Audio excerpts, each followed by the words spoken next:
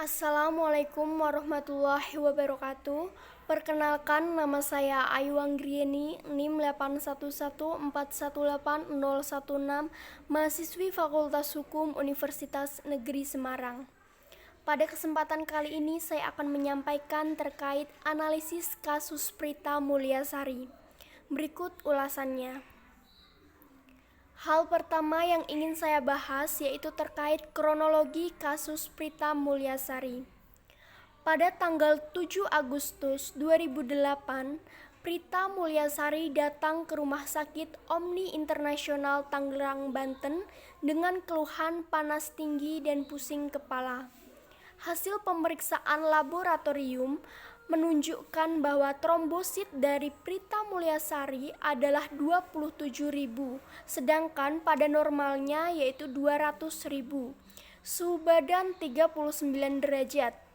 Malam itu langsung dirawat inap, diinfus dan diberi suntikan dengan diagnosa positif demam berdarah.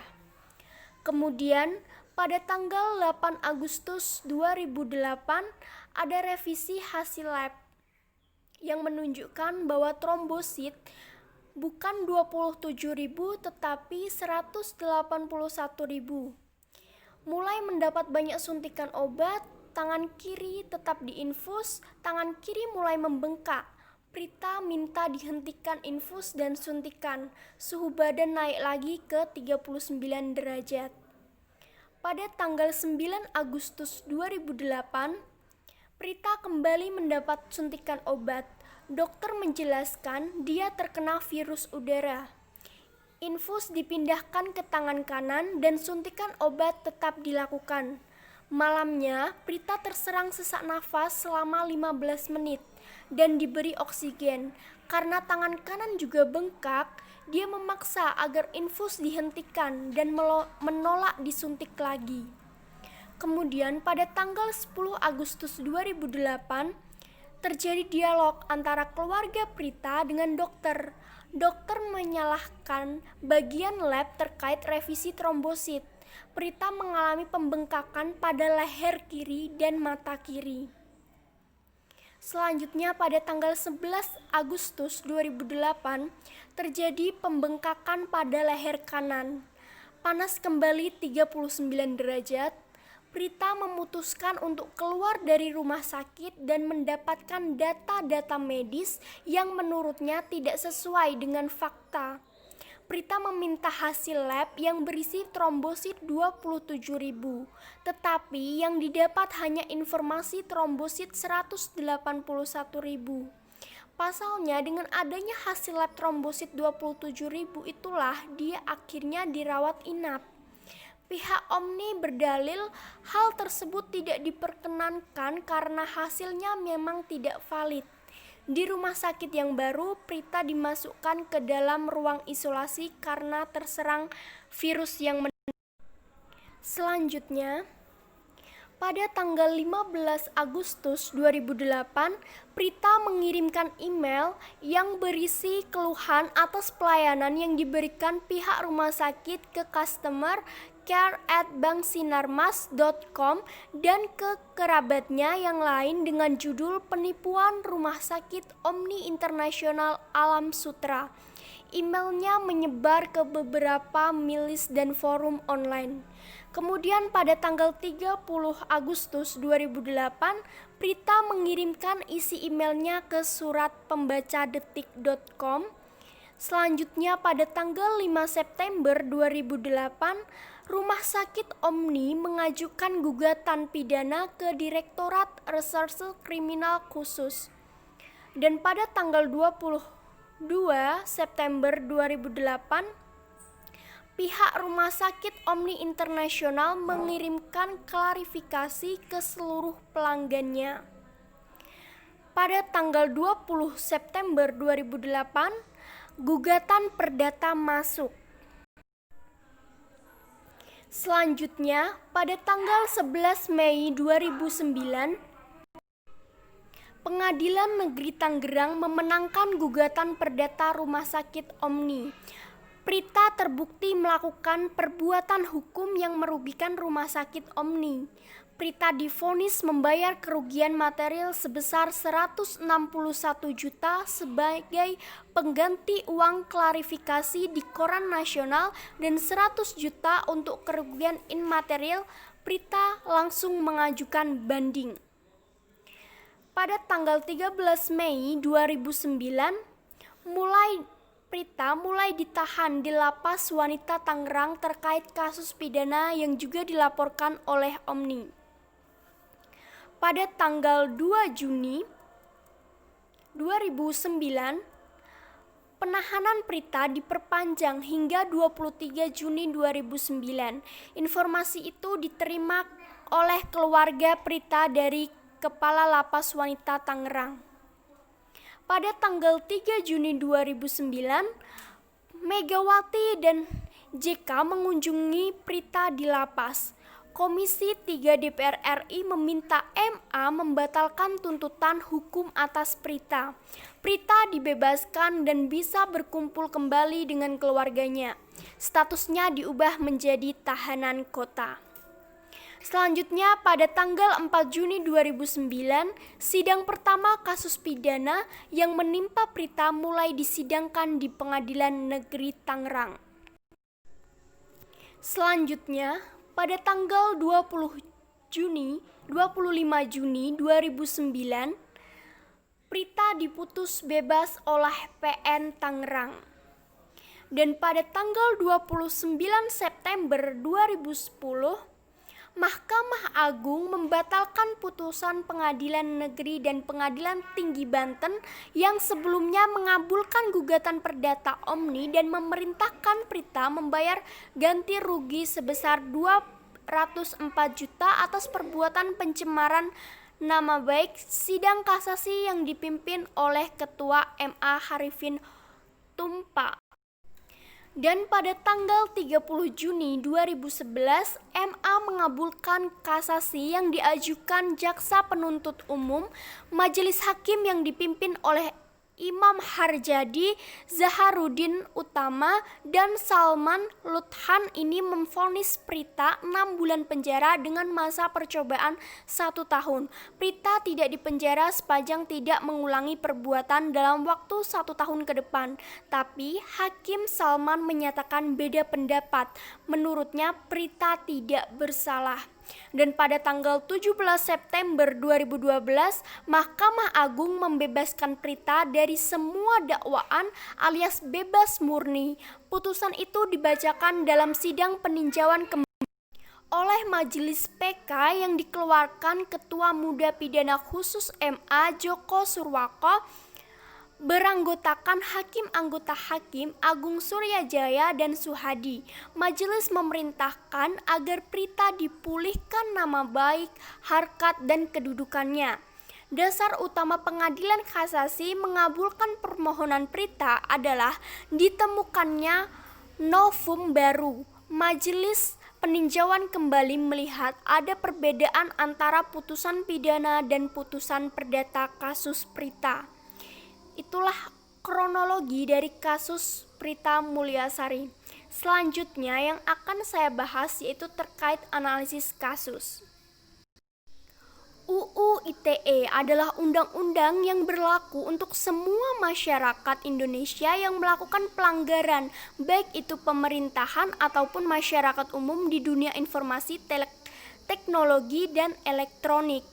UU ITE Bab 1 Pasal 1 Ayat 1 menyebutkan bahwa informasi elektronik adalah satu atau sekumpulan data elektronik termasuk tetapi tidak terbatas pada tulisan, suara, gambar, peta, rancangan, foto, elektronik data interchange, surat elektronik, telegram, telekopi, dan atau sejenisnya, huruf, tanda, angka, kode akses, simbol, atau perforasi yang telah diolah yang memiliki arti atau dapat dipahami oleh orang yang mampu memahaminya.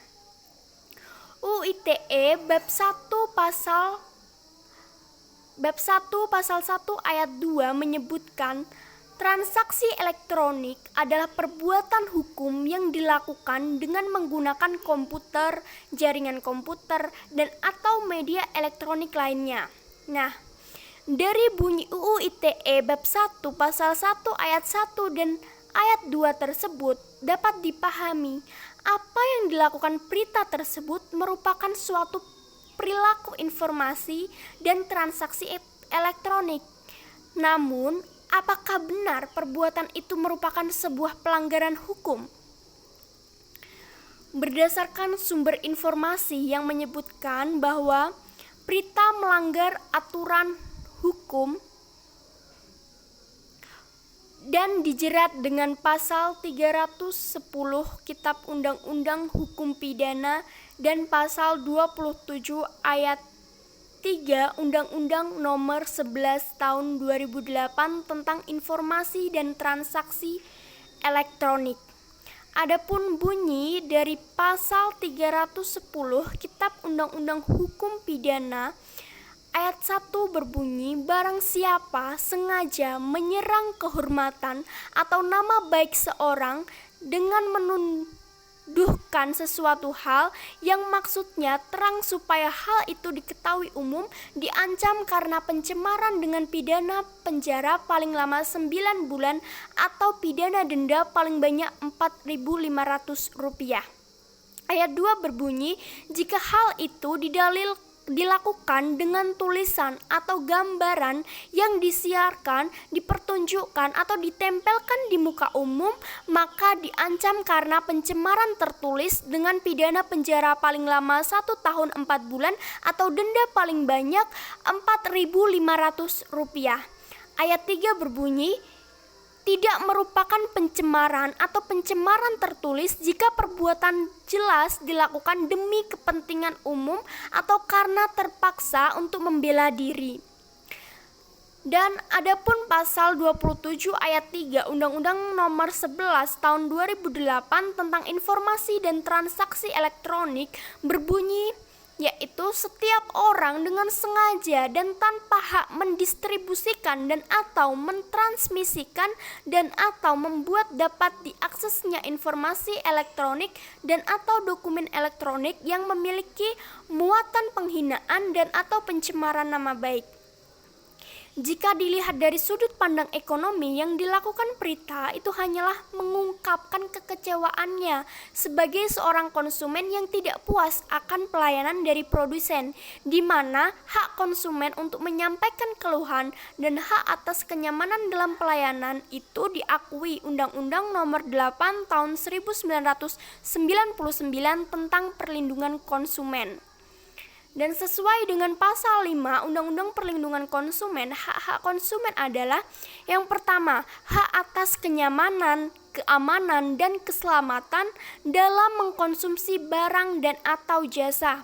Yang kedua, hak untuk memilih barang dan atau jasa serta mendapatkan barang dan atau jasa tersebut sesuai dengan nilai tukar dan kondisi serta jaminan yang dijanjikan.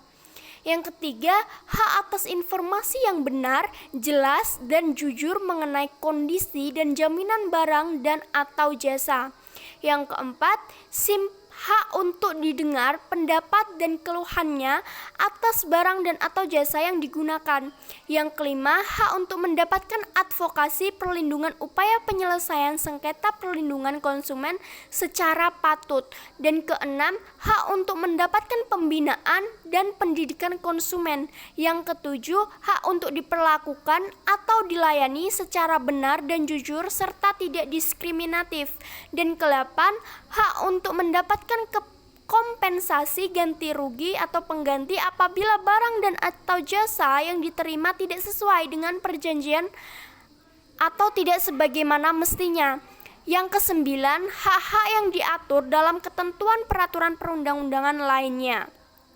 Sedangkan Prita dijerat dengan pasal 310 Kitab Undang-Undang Hukum Pidana dan pasal 27 ayat 3 Undang-Undang Nomor 11 Tahun 2008 tentang Informasi dan Transaksi Elektronik.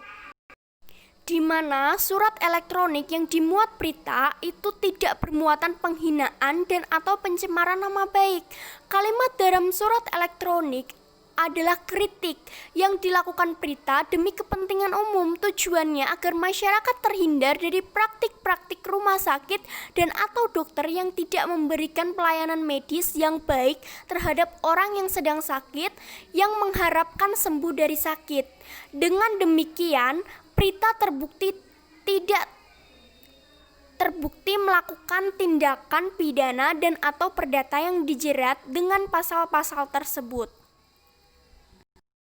Dalam undang-undang dijelaskan bahwa hak konsumen untuk menyampaikan keluhannya mengenai pelayanan publik, tapi dalam hal ini terjadi ketidakselarasan yang menimbulkan kebingungan antara UU ITE dengan UU Konsumen. UU ITE juga dianggap oleh banyak pihak bahwa undang-undang tersebut membatasi hak kebebasan berekspresi, mengeluarkan pendapat, dan menghambat kreativitas dalam berinternet, padahal negara juga menjamin kebebasan untuk hak berpendapat di Indonesia.